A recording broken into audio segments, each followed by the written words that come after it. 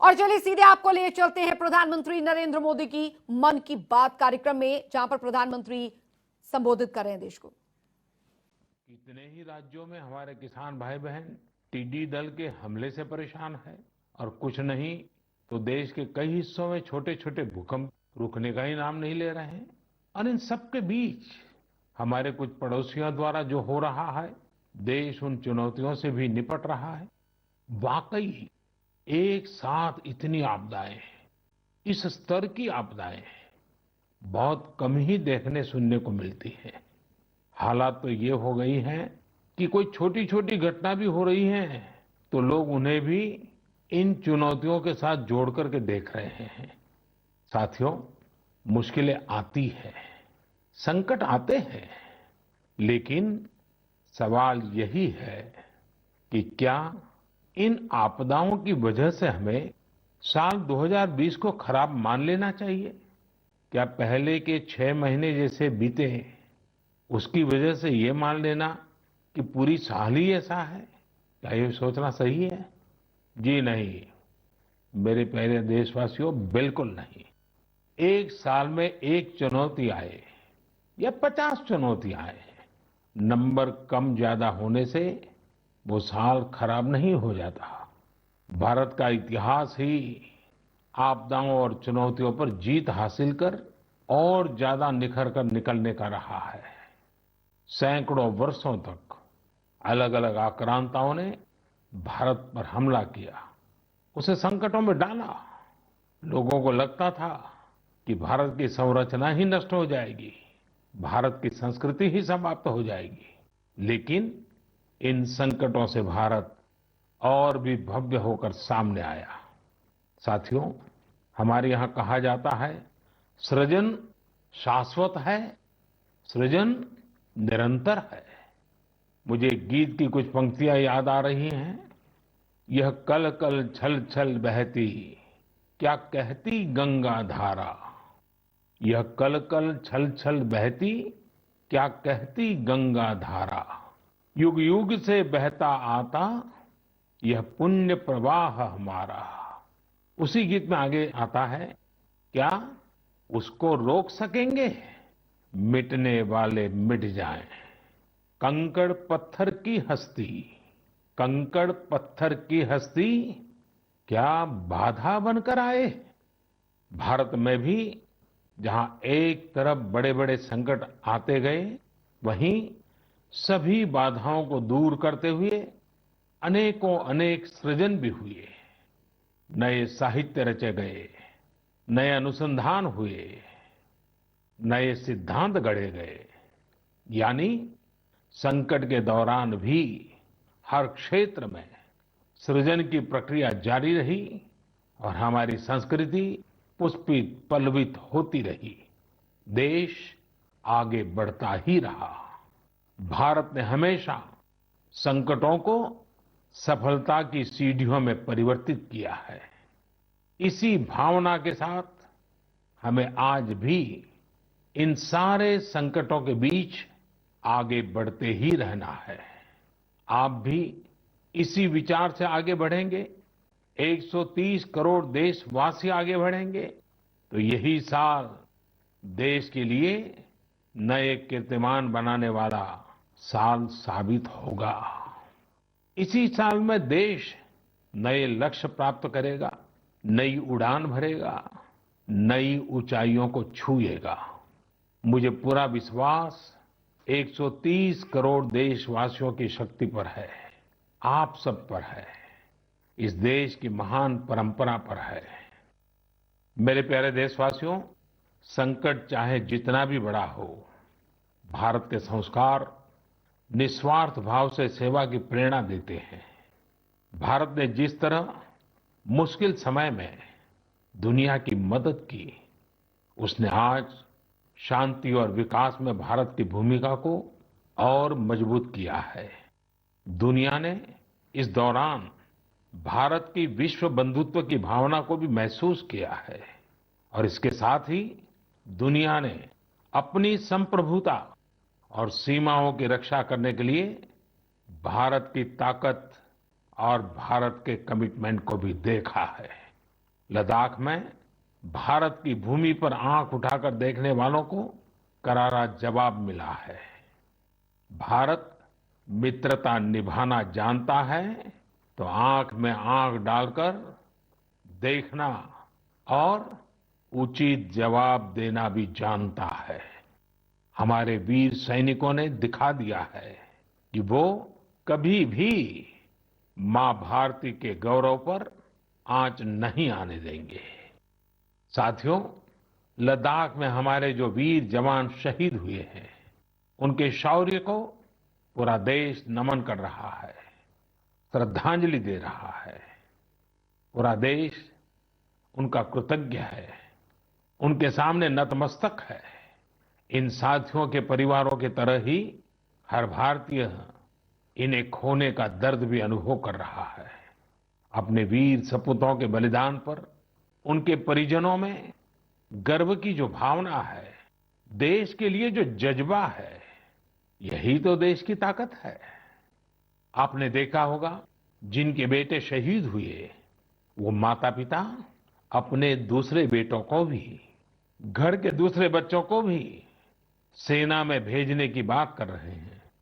बिहार के रहने वाले शहीद कुंदन कुमार के पिताजी के शब्द तो कानों में गूंज रहे हैं।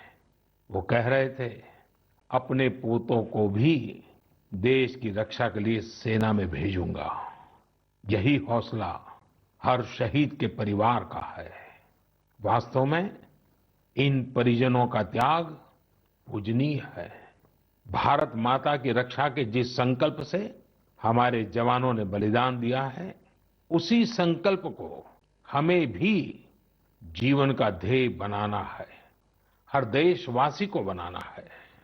हमारा हर प्रयास इसी दिशा में होना चाहिए, जिससे सीमाओं की रक्षा के लिए देश की ताकत बढ़े, देश और अधिक सक्षम बने, देश आत्मनिर्भर बने। यही हमारे शहीदों को सच्ची श्रद्धांजलि भी होगी। मुझे असम से रजनी जी ने लिखा है कि उन्होंने पूर्वी लद्दाख में जो कुछ हुआ, वो देखने के बाद एक प्रण लिया है। प्रण ये कि वो लोकल ही खरीदेंगे, इतना ही नहीं, लोकल के लिए वोकल भी होगी। ऐसे संदेश मुझे देश के हर कोने से आ रहे हैं। बहुत से लोग मुझे पत्र लिखकर बता रहे हैं कि वो इस और बढ़ चले हैं। इसी तरह तमिलनाडु के मदुरई से मोहन रामामूर्ति जी ने लिखा है कि वो भारत को डिफेंस के क्षेत्र में आत्मनिर्भर बनते हुए देखना चाहते हैं। साथियों, आजादी के पहले हमारा देश डिफेंस सेक्टर में दुनिया के कई देशों से आगे था। हमारे यहाँ अनेकों ऑर्डिनेंस फैक्ट्रियां होती थी। उस समय कई देश जो हमसे बहुत पीछे थे, वो आज हमसे आगे हैं। आजादी के बाद डिफेंस सेक्टर में हमें जो प्रयास करने चाहिए थे, हमें अपने पुराने अनुभवों का जो लाभ उठाना चाहिए था, हम उसका लाभ नहीं उठा पाए। लेकिन आज डिफेंस सेक्टर में, टेक्नोलॉजी के क्षेत्र में भारत आगे बढ़ने का निरंतर प्रयास कर रहा है। भारत आत्मनिर्भरता की तरफ कदम बढ़ा रहा है। साथियों, कोई भी मिशन पीपल्स पार्टिसिपेशन, जन भागीदारी के बिना पूरा नहीं हो सकता, सफल नहीं हो सकता।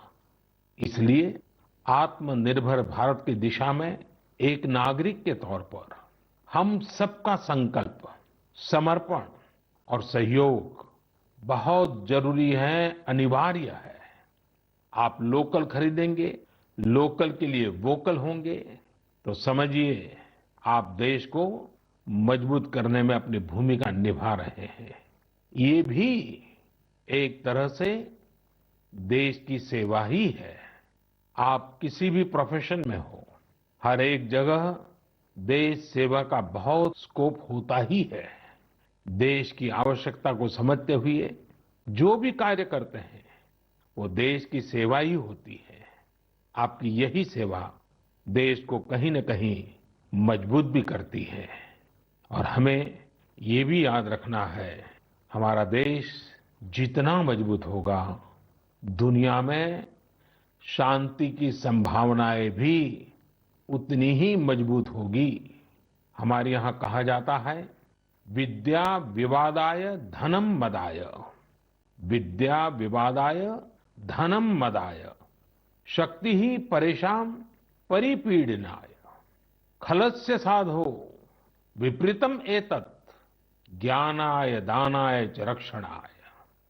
अर्थात अगर स्वभाव से दुष्ट है तो विद्या का प्रयोग व्यक्ति विवाद में, धन का प्रयोग घमंड में और ताकत का प्रयोग दूसरों को तकलीफ देने में करता है। लेकिन सज्जन की विद्या ज्ञान के लिए, धन मदद के लिए और ताकत रक्षा करने के लिए इस्तेमाल होती है। भारत ने अपनी ताकत हमेशा इसी भावना के साथ इस्तेमाल की है। भारत का संकल्प है भारत के स्वाभिमान और संप्रभुता की रक्षा। भारत का लक्ष्य है आत्मनिर्भर भारत। भारत की परंपरा है भरोसा, मित्रता। भारत का भाव है बंधुता।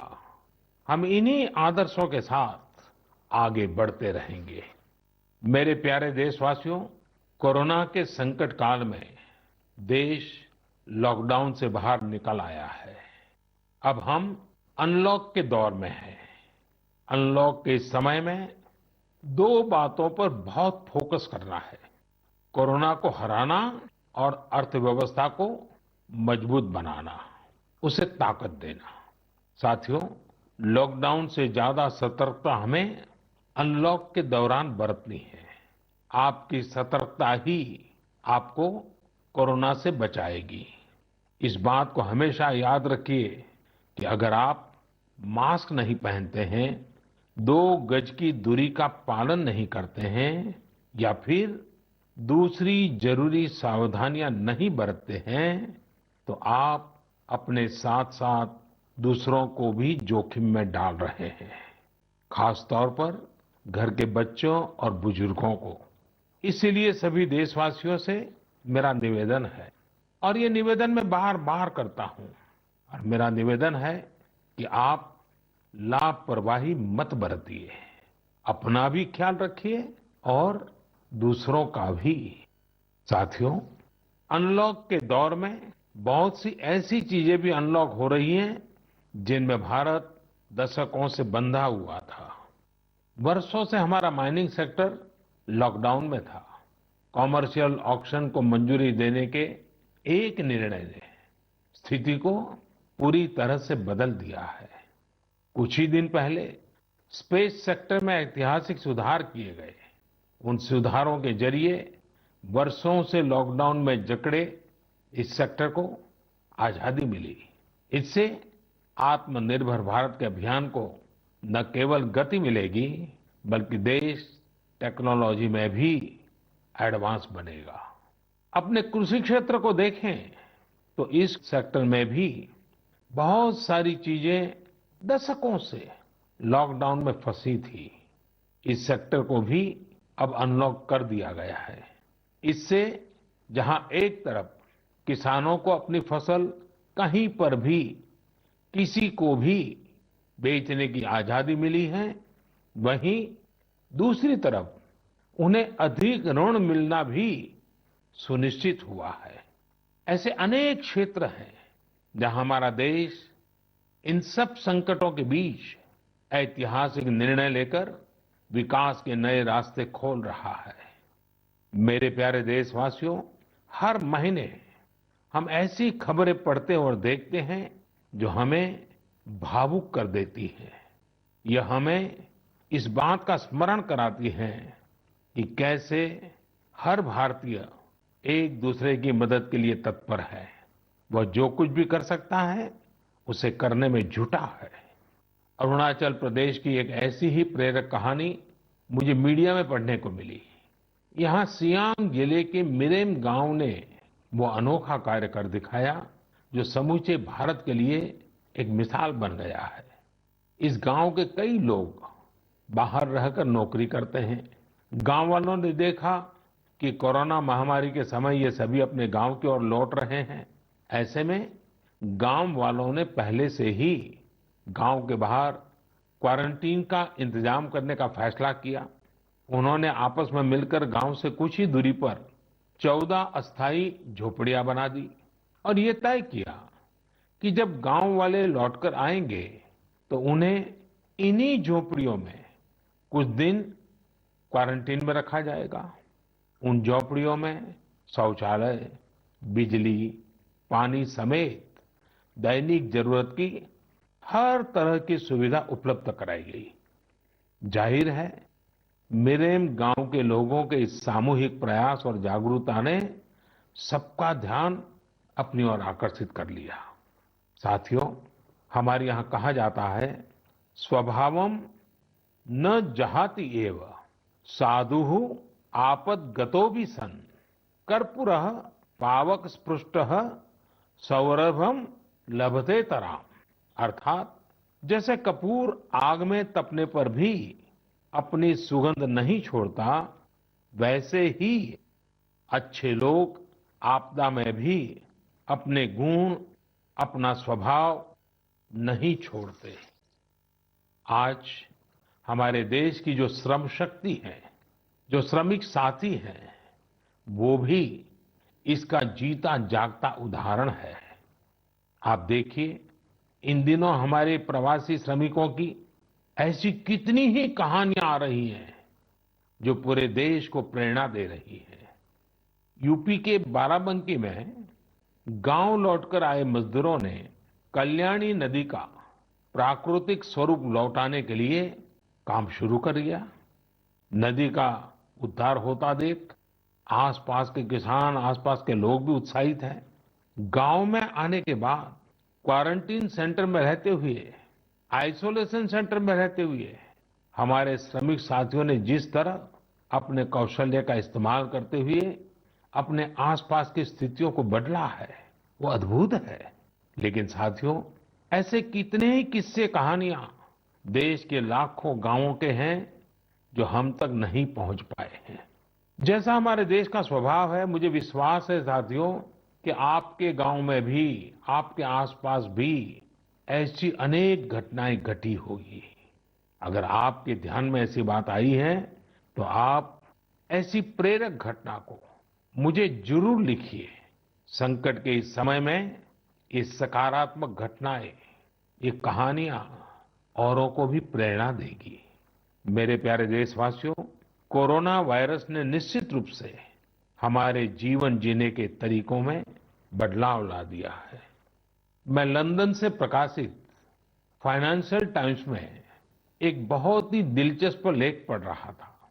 इसमें लिखा था कि कोरोना काल के दौरान अदरक, हल्दी समेत दूसरे मसालों की मांग एशिया के अलावा अमेरिका तक में भी बढ़ गई है। पूरी दुनिया का ध्यान इस समय अपनी इम्यूनिटी बढ़ाने पर है और इम्यूनिटी बढ़ाने वाली इन चीजों का संबंध हमारे देश से है। हमें इनकी खासियत विश्व के लोगों को ऐसी सहज और सरल भाषा में बतानी चाहिए जिसे वे आसानी से समझ सकें और हम एक हेल्थियर प्लेनेट बनाने में अपना योगदान दे सकें।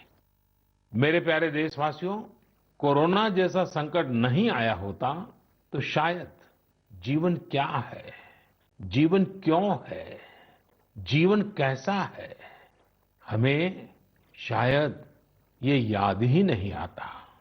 कई लोग इसी वजह से मानसिक तनाव में जीते रहे हैं। तो दूसरी ओर लोगों ने मुझे ये भी शेयर किया है कि कैसे लॉकडाउन के दौरान खुशियों के छोटे छोटे पहलू भी उन्होंने जीवन में रीडिस्कवर किए हैं। कई लोगों ने मुझे पारंपरिक इंडोर गेम्स खेलने और पूरे परिवार के साथ उसका आनंद लेने के अनुभव भेजे हैं। साथियों, हमारे देश में पारंपरिक खेलों की बहुत समृद्ध विरासत रही है। जैसे आपने एक खेल का नाम सुना होगा, पचीसी यह खेल तमिलनाडु में पल्लानुंगली, कर्नाटक में अली गुली मणे और आंध्र प्रदेश में वामन गुंटलू के नाम से खेला जाता है। ये एक प्रकार का स्ट्रेटेजी गेम है जिसमें एक बोर्ड का उपयोग किया जाता है। इसमें कई खांचे होते हैं जिनमें मौजूद गोली या बीज को खिलाड़ियों को पकड़ना होता है। कहा जाता है कि यह गेम दक्षिण भारत से दक्षिण पूर्व एशिया और फिर दुनिया में फैला है। साथियों, आज हर बच्चा सांप सीढ़ी के खेल के बारे में जानता है, लेकिन क्या आपको पता है कि यह भी एक भारतीय पारंपरिक गेम का ही रूप है जिसे मोक्ष पाटम या परम पदम कहा जाता है। हमारे यहाँ का एक और पारंपरिक गेम रहा है गुट्टा। बड़े भी गुट्टे खेलते हैं और बच्चे भी। बस एक ही साइज के 5 छोटे पत्थर उठाएं और आप गुट्टे खेलने के लिए तैयार। एक पत्थर हवा में उछालिए और जब तक वो पत्थर हवा में हो आपको जमीन पर रखे बाकी पत्थर उठाने होते हैं। आमतौर पर हमारे यहाँ इंडोर खेलों में कोई बड़े साधनों की जरूरत नहीं होती है। कोई एक चौक या पत्थर ले आता है, उसे जमीन पर ही कुछ लकीरें खींच देता है और फिर खेल शुरू हो जाता है। जिन खेलों में डाइस की जरूरत पड़ती है, कोड़ियों से या इमली के बीज से भी काम चल जाता है।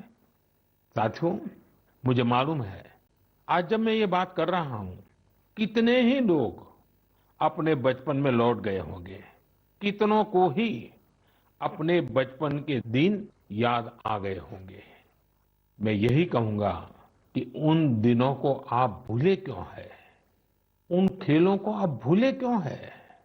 मेरा घर के नाना नानी, दादा दादी, घर के बुजुर्गों से आग्रह है कि नई पीढ़ी में ये खेल आप अगर ट्रांसफर नहीं करेंगे तो कौन करेगा। जब ऑनलाइन पढ़ाई की बात आ रही है तो बैलेंस बनाने के लिए, ऑनलाइन खेल से मुक्ति पाने के लिए भी हमें ऐसे करना ही होगा। हमारी युवा पीढ़ी के लिए भी, हमारे स्टार्टअप्स के लिए भी यहाँ एक नया अवसर है और मजबूत अवसर है। हम भारत के पारंपरिक इंडोर गेम्स को नए और आकर्षक रूप में प्रस्तुत करें। उनसे जुड़ी चीजों को जुटाने वाले, सप्लाई करने वाले स्टार्टअप्स बहुत पॉपुलर हो जाएंगे। और हमें ये भी याद रखना है, हमारे भारतीय खेल भी तो लोकल है और हम लोकल के लिए वोकल होने का प्रण पहले ही ले चुके हैं।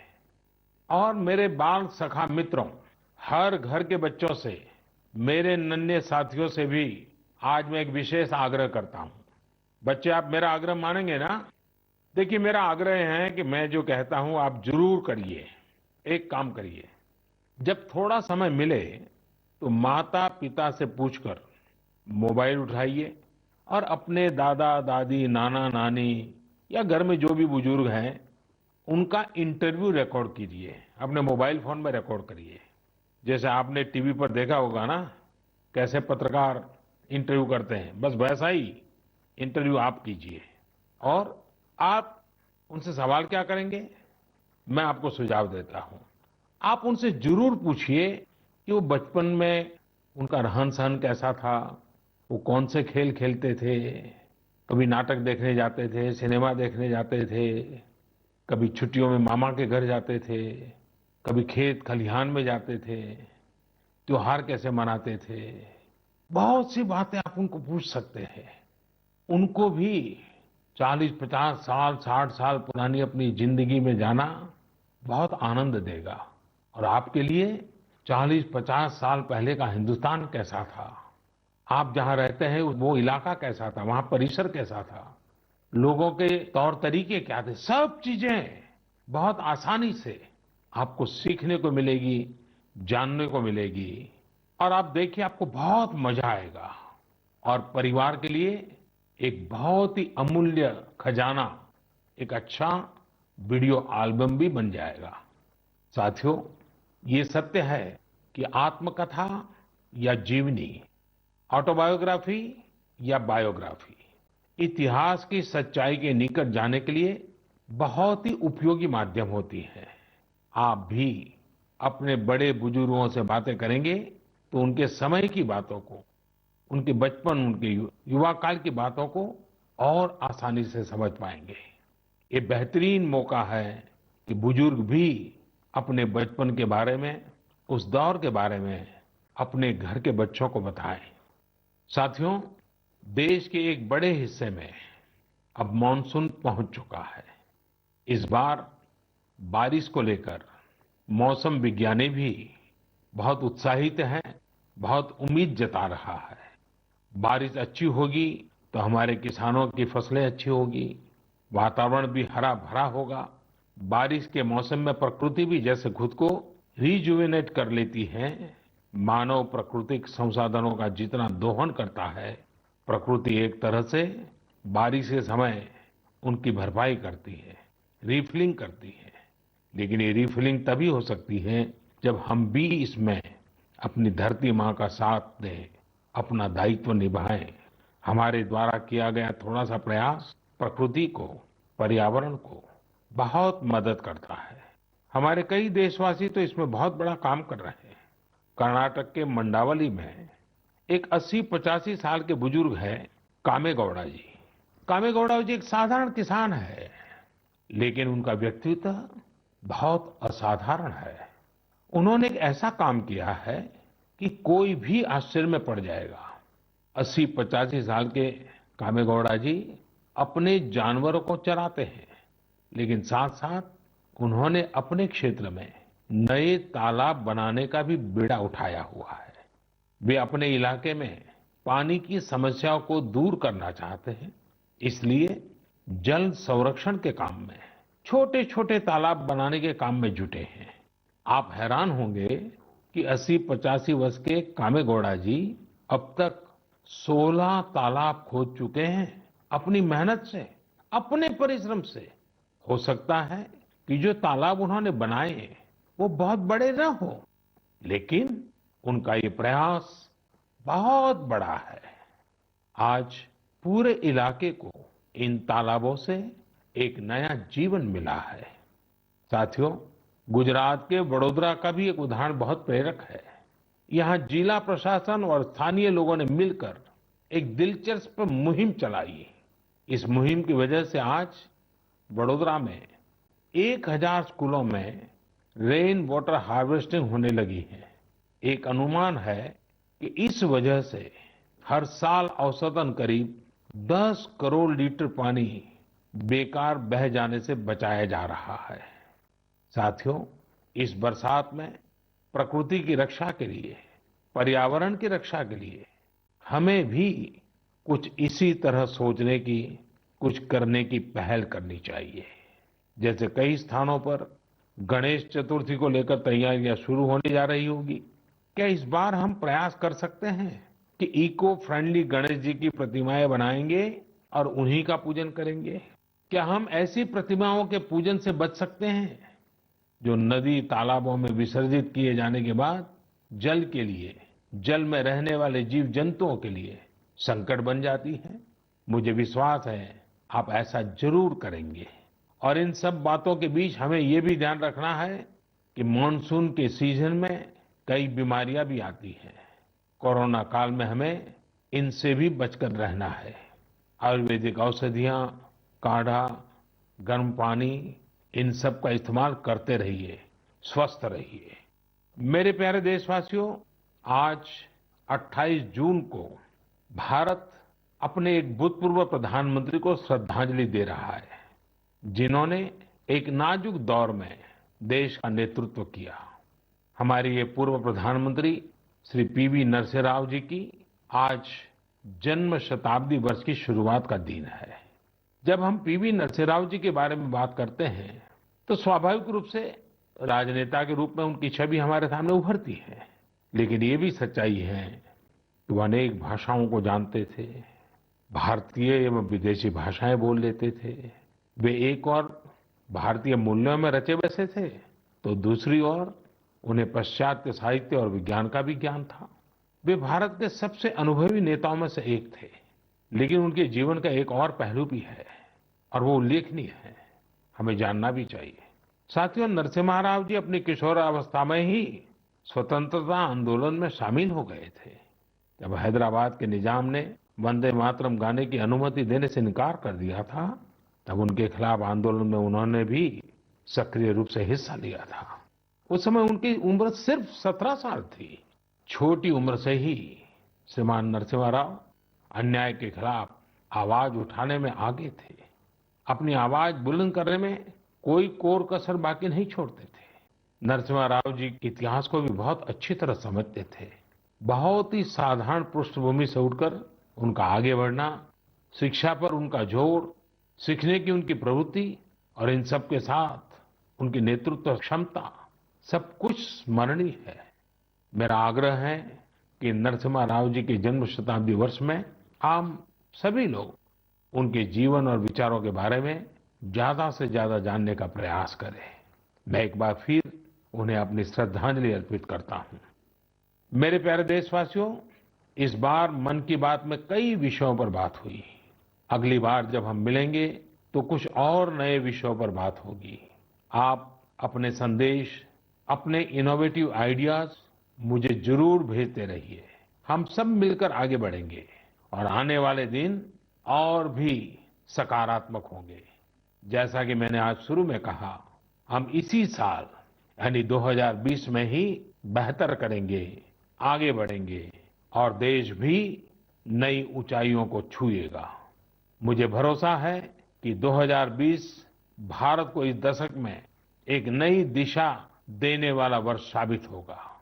इसी भरोसे को लेकर आप भी आगे बढ़िए, स्वस्थ रहिए, सकारात्मक रहिए। इन्हीं शुभकामनाओं के साथ आप सभी का बहुत बहुत धन्यवाद। नमस्कार।